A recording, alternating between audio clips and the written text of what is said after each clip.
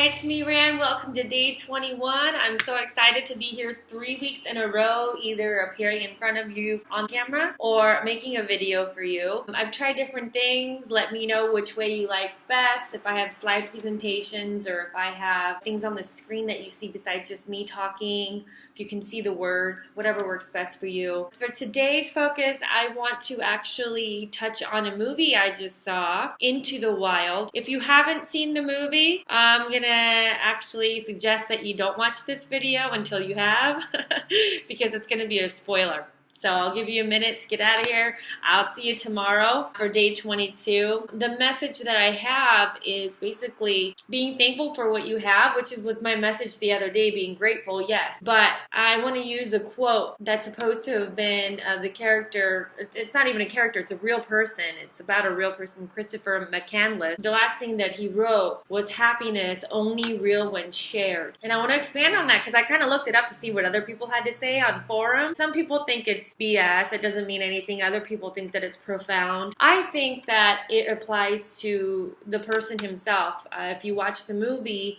then you realize the trials, triumphs that he went through, the entire trip of the 2 years that they show in his life, how many people he met, the lives that he touched, just because he was such a loving and open man. And although he did have a lot of hate and resentment towards his parents from their upbringing and things that he didn't quite understand, I think at the end, when he wrote that, it was almost as if he had unraveled himself in realizing that, no, I don't need to be away from them. I don't need to hate them or resent them. It's one of the characters in the movie, the very last person that he ran into, this old man, he gave him great advice before he got out to go to Alaska, that you gotta let go of that anger, that resentment, because that'll get a hold of you. He's a good man, but he did hold on to that. But everybody else he met, he had wonderful relationships with, these complete strangers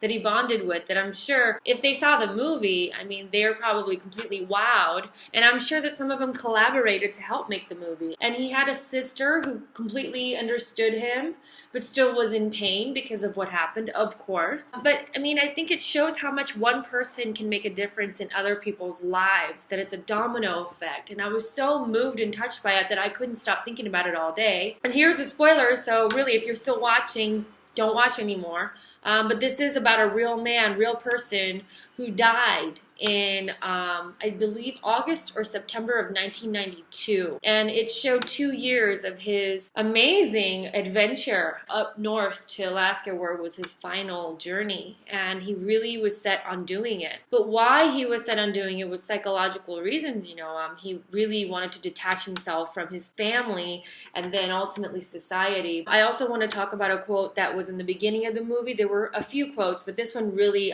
tied in with the movie, I think. It's from Lord Byron, and it says that not that I love man less, but that I love nature more, which I think it's beautiful, because it's not saying, oh, I dislike this and I like that. It's saying that I like both, you know, I love both, but one really speaks to me more.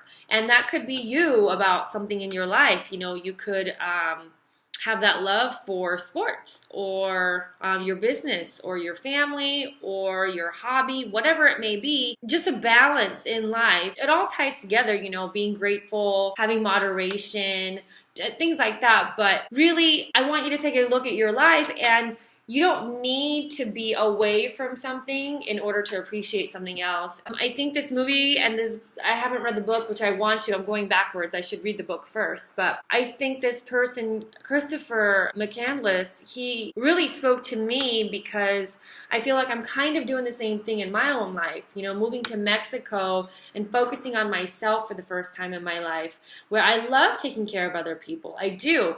But I was being pulled in so many directions, and I allowed that. So it's my choice. Now I'm able to be in a comfortable place here in Mexico, and then I can go visit back home. So I'm not obviously as severe or extreme as the person in the movie, but I was able to relate to a lot of the things that he was doing. And if you watch the movie, my favorite part, it's really not even deep at all.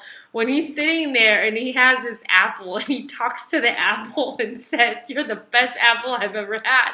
You're so tasty and so organic and you're the apple of my eye." Made me cry laughing. It was so great.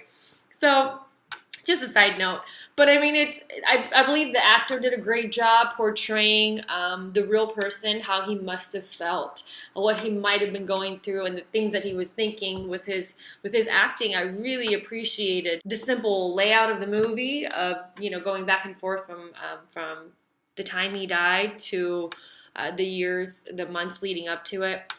I'm not giving you a book report here. I'm just using it as an illustration of realizing that the people you have around you are people who love you and care for you. And if it's not a circumstance, if it's not the environment that you want, then you can change it. You don't have to be so extreme. You don't have to hate one to love the other. I just want you to take full grab of your life. I want you to take life by the horns, for lack of anything, you know, else that I can come up with right now. Just really embrace yourself and love the person you are and go for it.